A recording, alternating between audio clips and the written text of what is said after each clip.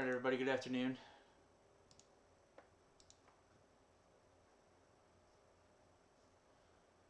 How we doing? I'm an associate member of T3 Trading Group, which is an SEC registered broker-dealer and member of FINRA SIPC. All of my trades are placed through T3 Trading Group. You should carefully consider whether trading is suitable for you in light of your own financial condition. Position disclosure, I got back into RGTI short. I'm small, and I kept a little bit of the Amazon long from today. Nothing too big, nothing too crazy. The other stuff I went long today all ended up being day trades again.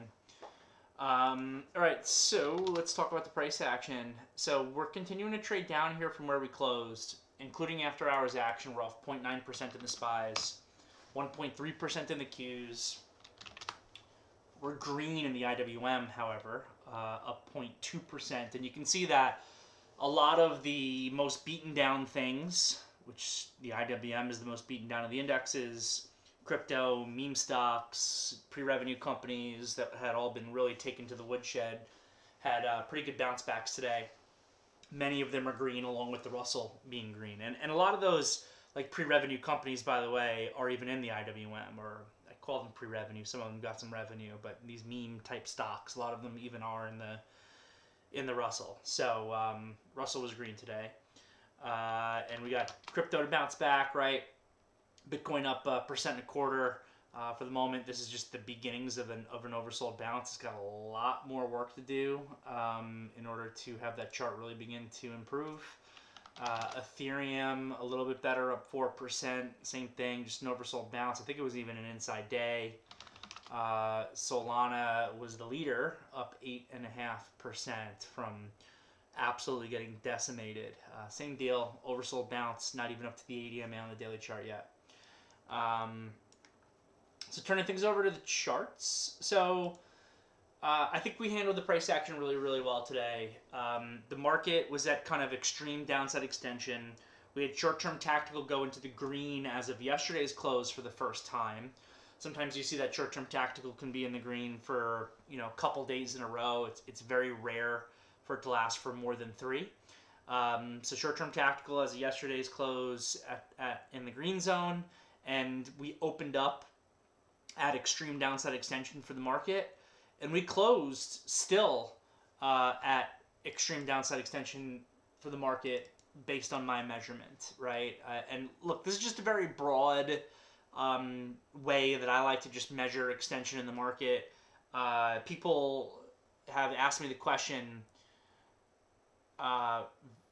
very correctly. Sorry, let me see if I can fix something. I'm getting a complaint in the YouTube about the volume. I don't know what the deal is with this one computer where I always have these issues. It looks like it's working and working normally on my end. So I don't have anything I can try to change at the moment, but I'm going to be on a different computer tomorrow. You're saying it's been the past week or so. I've only been on this computer for 2 days, yesterday and today. So it's weird. But I'll try to, we'll see if it sounds better tomorrow when I'm on a different computer. Anyway, back over to the chart of the SPYs. So extreme downside extension. Oh, what I was talking about was, this is just like a very general way to look at the market, to have an understanding of like when to push things further in different directions, right? It's not like a hard, fast rule that the second you see the SPYs trading $10 away from the 80 MA on the daily chart to the penny, that you go, max BP to the long side. That is just not how it works, right? It becomes a measurement where you say, okay, we're a bit extended here, therefore pushing in the direction of extension is probably not going to give me a really good risk reward unless I'm able to just find some really cute, smaller time frame momentum trades. Otherwise, it's not going to work out. I don't have a good risk reward. I don't have a good probability of success. And at a certain point, you can maybe begin to look the other direction.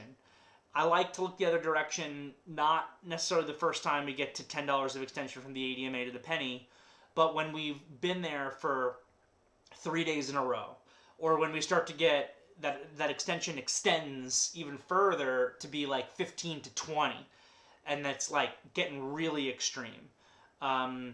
That's what I like to look at it, because this is just a general way that I like to measure things to give me an understanding of aspects of the market, in the exact same way that I like to play that bullish, bearish, neutral game. When I do that and I say things are bullish, I'm not necessarily saying buy. It's just to give you context. And what people have rightly pointed out over the years, I've been doing this $10 extension thing for a few years now, probably really since like 2022 or so. But in 2022, SPY was a $400 ETF, and now we're looking at a $660 ETF, right? So $10 of extension now is not the same as $10 worth of extension when the SPYs were $400 for sure. But it's just like a general way to kind of begin to measure the market and understand where we stand. As far as really coming in on the as far as really coming in on the other side, we need to probably be more extended than just getting to $10. Yeah, Bill K here saying $15 at 600 is the same as 10 at 400. So that's just the simple math there for sure. But again, it's just a measurement. So the bottom line is, when you come back to today's trading session and you see that the SPYs at lows today are, let's see, about $15 extended to the downside. And the Qs are even more than that, right? The Qs traded down to 591, ADMA's at 509, so like $18 worth of extension. You start to get to that point, and you really got to be saying to yourself, like, all right, I don't want to push. This is where we turn over to the small time frame. I don't want to be pushing this like bear flag here for continuation. This is just not a good trade. It's not a good trade because we want to start big picture and then work our way down to the small picture. And while if you were just, squarely looking at this 15-minute chart here for downtrend continuation off that pattern, or you're seeing it on the 5-minute chart here, it almost looks like it's a little bit of an H pattern that was coming in, which is similar to a bear flag or like a lower high setup. I don't want to be shorting through 657 for downside continuation today for momentum. I don't want to put that trade on. And in fact, I kind of want to be looking for longs at that point, at least on the intraday, if there's some support there, or if there's a breakdown failure, which is really what eventually happened at 11 o'clock.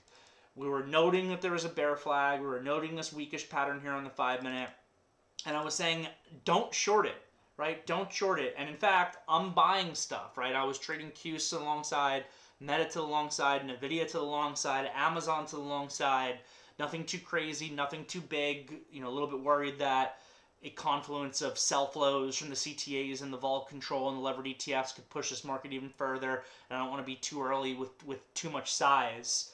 But I'm definitely not shorting this, right? I'm covering shorts, and I'm selectively, with appropriate amount of size, taking on longs. And that's why we start big picture to small picture. That's why we have these extension rules in place. I probably should modify it. Maybe extreme extension now is $15, not 10. Maybe we can have, moderate extension be like, I don't know, 8 to 14, and extreme 14 plus, and less than 8, not extended at all. We could probably modify it, but, I don't think it's the specifics of how many dollars. It's more the principle of the understanding of kind of where we are that we want to be measuring when we are utilizing that exercise. And the bottom line is, with $15 of extension in the SPYs or whatever, and $18 of extension in the Qs, with the short-term tactical in the green zone, I'm not pushing downside here. The question is, can I buy? That's really the question. And, again, today I think we had some pretty good call-outs for some selective longs. I did really well with the Qs on the long side. I did not get shaken out on this new low. I was sticking with it because I was light enough to not have to stop myself out. I was light enough to actually be able to even add in that situation and then capture the movement to the upside. Similar but different with Nvidia. Nvidia getting extended down into 180 support How many times have we seen the 180 support zone hold, that 179 to 180 support zone hold, and maybe today's the day that it breaks, maybe tomorrow's the day that it breaks, but you're going to give me extreme downside extension at the index level on multiple time frames, with NVIDIA also extremely downside extended on the 5-minute into a support level. That ended up being a pretty good day trade there. Meta, which is even one of my least favorites, put this on as a day trade as well. Just, same deal. Getting really extended. Markets getting really extended. A lot of extension, especially the 21 EMA. That was just a day trade. Amazon. Is Amazon trading down here after hours? No. It just closed on those. Amazon, I'm swinging a little bit of it. I'm green at the end of the day because I managed the trade pretty well, even though it closed on lows. I'm swinging a little bit of it. Kind of same deal. Amazon coming into this gap fill zone from this huge gap up on that earnings report. I wonder if they're hitting this thing down extra on the debt offering that it did. I think that was yesterday. As we see another, by the way, Mag 7 company announcing an additional debt offering post the Meta situation with all the CapEx spending that's ongoing for AI. Definitely interesting, but the Amazon report I still think was a good report. The AWS numbers were pretty solid, and now you're 1, 2, 3, 4, 5 days to the downside. I know it got downgraded this morning too, so whoever let me know that in the morning meeting, I appreciate it, because I was definitely less aggressive in this than I would have been otherwise, because I knew that it had gotten the downgrade. But same thing. Day 5 on the downside into the gap fill. This is massively extended to the downside at this point. I'm going to take a little bit, and in this one I'm keeping a little bit also. So bottom line is it ended up being a pretty good day as we got into this more extreme extension area. The SPYs with a close below 660 technically to me now go from neutral to neutral bearish, but they're neutral bearish with extreme extension. So let's see if we're below 660 when we're no longer extended. That'll be the bigger tell. The Qs have also gone from neutral to neutral bearish. If they lose 590, they'll be looking full-on bearish to me. But again, view that within the context of extension. And the IWM was the one that was already bearish at this point. It has shown to become a reversal. It is now in a pattern of lower highs and lower lows. Also was getting really extremely extended here to the downside, and was relatively strong today.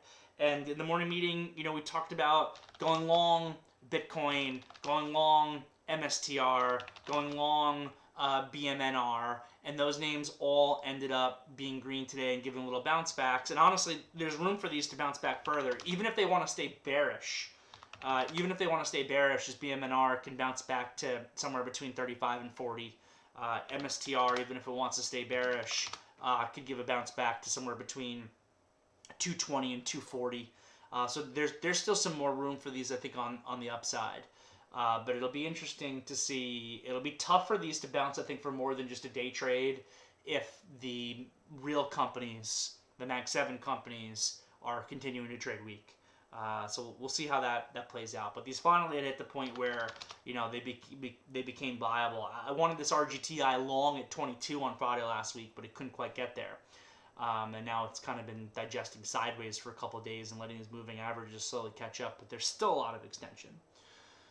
So I think that's it. I think that kind of covers it. I don't think I have anything else to add. So I'm happy to turn it over to you guys for any thoughts, questions, or anything else.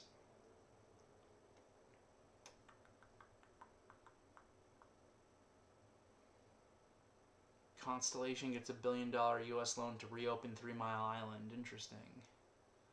CG.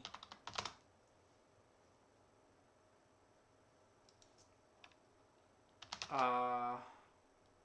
Yeah, Home Depot. Not great. Any NVIDIA earnings scenarios to share? This NVIDIA, it's obviously the hot topic, and I wish I had a hot take. I don't. I wish I had a hot take, but I don't.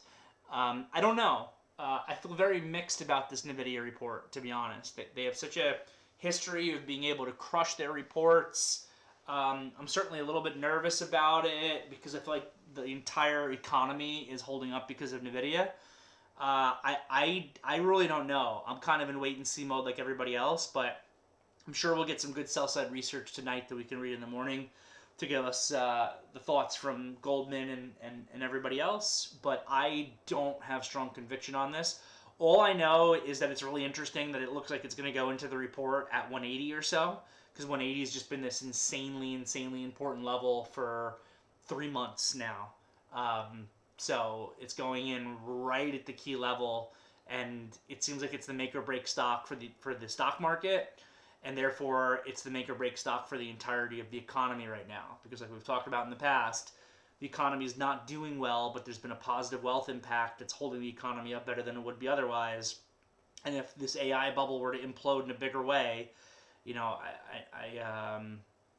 that podcast I mentioned the other morning with Aswath Damadorian that I listened to, who thinks everything is expensive right now, and Nvidia is one of his least favorite to own, which I thought was interesting. I would not have expected him to say that. But he said it's basically like last or second to last of the Mag 7 of what he would want to own. He kind of thinks that the market is really expensive, which everyone knows that at this point. And again, he's a fundamental guy, so he is judging the weighing machine of the market, not the voting machine of the market. And markets can remain irrational for longer than you can remain solvent and all that fun stuff. But he kind of thinks that the equity market is due for either just to get it back to like a reasonable pricing, like a 30 to 35% correction to the downside, aka a real bear market over the course of like a year, or he was saying like down 5 to 8% for like several years in a row, to kind of get us to where we need to be. So I thought that was really interesting, and that he views Nvidia as like one of the worst ones to own in all of Mag 7 right now, which I would not have expected him to say that, because I mean, I'm not a fundamental expert, but I know when you look at Nvidia right now compared to its like historical forward PE, it's not necessarily expensive. But I guess his thought process is more based on, is it going to be able to maintain this growth, and is it going to be able to maintain its margins, especially given competition coming up from other places? And if the answer to that is no, then we will see. Yeah, I mean, I've got some respect for Tom Lee for sure, but he doesn't hold a candle to Aswath in my opinion.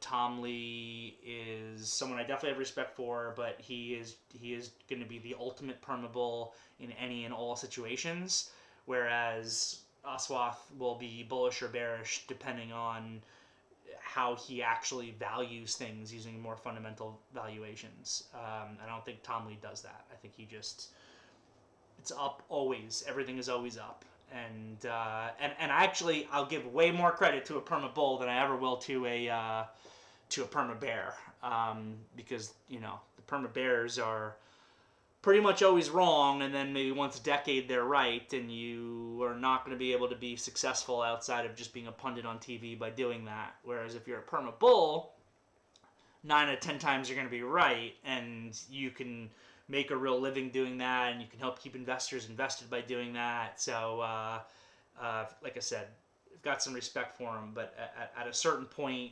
when someone is only ever 100% always extremely, extraordinarily bullish, at a certain point, once in a while, you got to be like, okay, yeah, of course Tom Lee's bullish. So, we'll see. But, Nvidia is the interesting one for sure. And it really seems like the entirety of both the stock market and the economy itself are hanging on the balance if Nvidia were to have a big move in either direction. And I think that it's going to end up being a disappointing non-event, broadly speaking. That's my general feel going into the report. But I could very easily be wrong on that. If it's a big event to the upside or a big event to the downside, it's going to have a very far-reaching impact, I think, on multiple aspects of the economy and the stock market and the wealth effect and the meme trades. Like, We don't think about, I don't know, the rare earth stocks as necessarily being correlated to NVIDIA. I guess it's not entirely true, but the point that I'm trying to make is part of like what is keeping the meme craze and the Wall Street bets craze going so well is the positive wealth effect that those people are realizing, and that definitely stems from the fact that NVIDIA exists. So we'll find out. We'll find out tomorrow night. It'll be interesting. From Sam Brown, what does it mean when we say covered my risk? Sure. So and I'm not sure, Sam, if you're a T3 prop trader or not. If you are, you get access to these training program classes I put together. And within those training program classes, I have a game planning class that is one of the ones that I get the highest amount of feedback on. And it kind of just goes over some numbers of basically creating game plans around math to put yourself in an advantage where you can be consistently profitable in the long run. I've talked about this a lot in the past. I have seen many traders over the years with many different strategies, and many people be successful in this business, and I've seen many people not be successful in this business. And the interesting part is I've seen people be successful. I've seen people be not successful in this business using pretty much the exact same strategies as people who are successful. That's always been one of the most interesting things. So what separates people, I find, is not necessarily the strategy itself, because there's so many strategies that can make money. It's the implementation of the strategy. It's the discipline of the trader in terms of following the game plan for reward maximization and following the game plan for risk management. Risk management being first and foremost the number one reason why people succeed or do not succeed in this business. Reward maximization being kind of the close second. And at the end of the day, what matters more than your strategy is the math behind your strategy. So how are you putting yourself in the position just based on pure math that you're going to be able to be consistently profitable? So I think that's the most important thing. So when we talk about covering your risk, that pretty much the concept there is, and I'll just use some simple numbers to give you an example. Let's say that you bought 1,000 shares of stock with 10 cents worth of spacing risk. So you bought the stock at $10, and if it goes to $9.90, you're going to stop out. So not including slippage or fees or anything like that, you're risking $100 in the trade, right? If the stock goes 10 cents in the money, you are now $100 in the money. If you were to sell 500 of your 1,000 shares, you would be putting $50 in your pocket. And now on your remaining 500 shares, if the stock were to go all the way down to your stop loss and you get stopped out, you would lose nothing in it. So the idea of covering your risk basically means I have sold enough in one way or another on this trade where if the trade goes down to my stop loss, I will be at zero on the trade. And I love that. What I love about that is trades fail all the time. And in fact, most of the best traders I know are wrong more often than they're right, but their risk-reward ratios make up for it so that they're able to be consistently profitable. But I love the idea of having an idea that fails, having a trade that fails, and losing nothing on it. Because if I can have, 10 trades over the course of a day and 7 of them failed, of the 7 that failed, 5 of them are break-even trades, 2 of them are losers, and then on the other those 3 are winners, I'm going to be a very, very profitable trader. So that's kind of what that concept means of, hey, I put the trade on, I've got my risk covered at this point, so I'm in a win-win situation. And I think that a lot of the goal of what a trader does should be to consistently put him or herself into win-win situations. Because once you're in a win-win situation, then it's 100% about reward maximization. Because who cares? Who cares if the trade fails now? You're not going to lose anything. Now I'm going to be 100% focused on how am I going to maximize my reward now that the risk is off the table. And another thing I talk about sometimes is I am fairly risk averse as a trader when I first put trades on. I don't like to lose money, but I'm extremely greedy of a trader when I've got positions on that are working for me that are moving in my favor, because that's how you maximize reward. So the whole focus of trading is minimizing risk, maximizing reward, and having the numbers come together in a way that you can be consistently profitable. And at the end of the day, for all the complexity of everything we try to do with technical analysis and flow of funds and all this fun stuff, at the end of the day, trading is really as simple and as difficult as making more money than you lose. So that's what we're doing out here. So thanks for the question, Sam. I hope that helps. Over to the YouTube. Apex Joy wants my thoughts on gold. My thoughts on gold are relatively unchanged. We had this big parabolic move in gold. It came back down to earth, and my expectation has been that it's going to need a long consolidation here. And I think we're still, broadly speaking, in that long consolidation. Similar but different to the last move. Gold in the beginning of 2025 basically went parabolic, right? GLD went from 250 to 320. And then once the parabolic move was over, it went into a broader consolidation here that lasted for 4.5 months. We've just gone parabolic. We've pulled back on that. We've now been consolidating more or less for about a month now. So my general expectation for the moment on gold, until it shows me something different, is that it's going to just kind of stay sloppy and build out, more broad-based range here. So, but, let's watch the support and resistance levels as they develop. I think the high from a few days ago is important. I think that the 360 low is important. So we'll watch those too. From Mike Liu, will there still be a year-end rally this year after this pullback? Yeah, great question. I still... This is not the answer to your question. I still think that dips are viable in this environment. I'll start by saying that. I do think that into these more extreme extension environments, that dips are viable. I think that a lot of the bearish flow of funds that are actually hitting all at once right now, man, do I wish they hit in October, because if they could have hit in October, we could have seen a much more significant downsell than what we actually saw.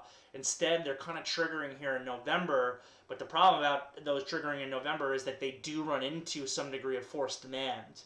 Again, the corporate buyback bid is like $7 to $8 billion a day right now. So that can certainly get overwhelmed, and it obviously has on a bunch of trading sessions. If the S&P is down 1% on the year, you get $7 billion of selling from the leveraged ETF funds. So that in and of itself means if we're down 1%, you perfectly neutralize just from the leverage ETF rebalance the corporate buyback bid. And obviously something got you down there to 1% to begin with. And that is a confluence of, we finally triggered the CTA selling that came into the market. So CTAs are going to continue to be buyers, I think, over the course of the next 1 week and 1 month, almost no matter what now, because they've been triggered. But depending on what the market does, they'll be, if the more we go down, the heavier they'll sell. If we stabilize or bounce, they'll still sell, but they'll sell less. And vol control, while it is unwound off of highs, still could be a seller as well. It was probably a seller today. So you have a confluence of factors that are to some degree overwhelming the strength of the seasonal bid, but I still think at a minimum that there's going to be some absorption there from that seasonal bid that makes dips buyable. The question of whether dips buyable means that we're going to get a year-end rally, it's becoming more difficult to justify that as this market has really weakened out over the course of the last few days. And I don't really have strong conviction on it. Ask me again on Thursday after we've had a day to see how NVIDIA settles on its report. And we'll see at that point, post NVIDIA, are these technicals still bullish, bearish, neutral? Because again, if you lose the AI trade, that's just a whole extra flow to the downside that I think will certainly overwhelm that end of the year bid. But if NVIDIA goes well, then it could come back in. So I don't want that to sound like a cop-out answer, even though I know it kind of is. I really don't know on a year-end rally, but I do think that the bigger dips, that day 2, day 3 to the downside, that $15 of extension to the downside, those zones we can still be coming in and buying. From Greg, you starting to think the corporate buyback is shrinking versus projections based on cash needs? Yes. On the backs of these large cap, mega cap companies' balance sheets. Yes. Okay. Let me just reread it. You starting to think that the corporate buyback is shrinking versus projections based on cash needs on the balance sheets of these large cap, mega cap companies? Do you think that those buy programs are fluid?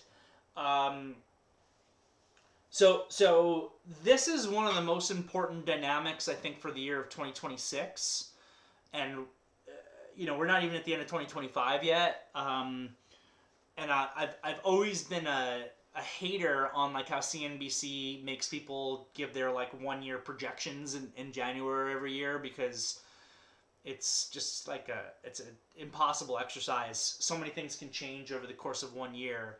But broadly speaking, if I were to do a year-end projection for 2026 based on 2025, I don't think that 2026 is going to be a really bullish year. I think it's going to be a neutral to down year, flat to down year. And my thought process on that stems from two things. One is the cyclicality of the larger election cycle. Traditionally, midterm years are the weakest year of the stock market over the course of a president's 4-year term, just in terms of history. So there's that. And two is, what you're describing is the other thing. So the corporate buyback bid, I say this all the time, I'm sure everybody knows it, the corporations themselves are the number one buyer of the stock market. They buy more than anybody else, more than any other cohort that exists, is the corporate buyback bid. 1.25 trillion for 2025 they're buying back. Guys, it's massive. It's massive. Like right now in November, $7-8 billion a day is being bought back. Remember, think about that number in terms of the $50 to $100 billion that moves the stock market in a given day.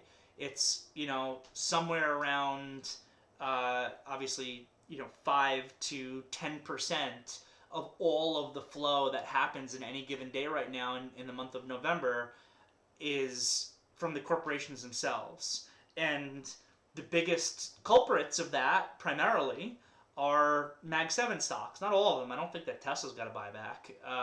But Apple obviously has got the insane buyback. And now all these companies are having all this increased CapEx spend. Buybacks are what you do with your extra cash. That's what you do with your extra cash. And if all of a sudden you're having to raise money, like we just saw Meta do, and then Google do, and then Amazon do, you're having to raise money by selling bonds, that first of all, that has an impact on the credit markets and the bond markets, for one. A notable impact there, which I think can also be an influencing factor in 2026. But two is, the amount of spend we're talking about for AI is as much as Meta and Google are cash flow behemoths, absolute behemoths and machines, it's not enough money. They've got to raise it from bonds. They've got to raise it from private credit. They probably have to significantly stop issuing new buybacks. So to directly answer your question, I think that the buybacks that have already been issued by these companies are not just going to stop.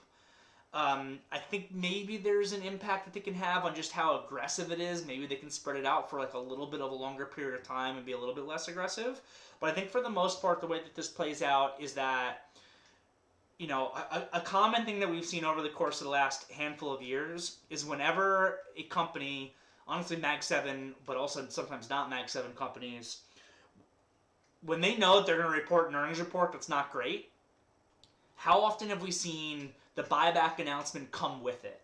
Where the earnings report comes out, the stock starts trading poorly because it's a bad earnings report, then they say, oh, but we're announcing an X amount of billions of dollars of a new corporate buyback. And then, you know, maybe the stock doesn't fully erase the down move that came from the bad earnings report, but you see the bounce come in real time, right? As we're trading this stuff after hours, you see the bounce come in because they just announced that. I think that the way that this plays out is not necessarily by these buy programs being fluid, but I think it plays out by them not really announcing new buybacks in the same way that they had in the past. And then that number, once we get through what's currently on board for a lot of these things, becomes significantly reduced going forward. And that's why I think it's a 2026 story. So you combine, like, you know, bearish, bigger picture seasonality of the midterm election year with just the amount of CapEx spend that's not yielding any profit, that is leading to bond issuances and a reduction of the corporate buyback bid, and all of a sudden you kind of are looking at a recipe for a significantly weaker year than we're used to seeing. Look, like I said in the beginning of that rant, I hate on CNBC that, you know, thing that they do at the beginning of the year where you got to give your end of the year target. So I'm always going to put the huge asterisks of, we'll take it as it comes, and we'll see how the data and the information and the price action change, and we'll act accordingly. But at the same time, I like to have a thought process for going forward on what my expectations are, and that's kind of where my head's at right now is, you know, see what happens when we get into the beginning of next year. See what happens by the time we get even just to mid-January of 26. And again, I'm not here to predict doom and gloom off of that either. You know, I don't think it's impossible that even if we have a bad year, that it means that we're down, you know, I don't know, 3 to 10% on the year.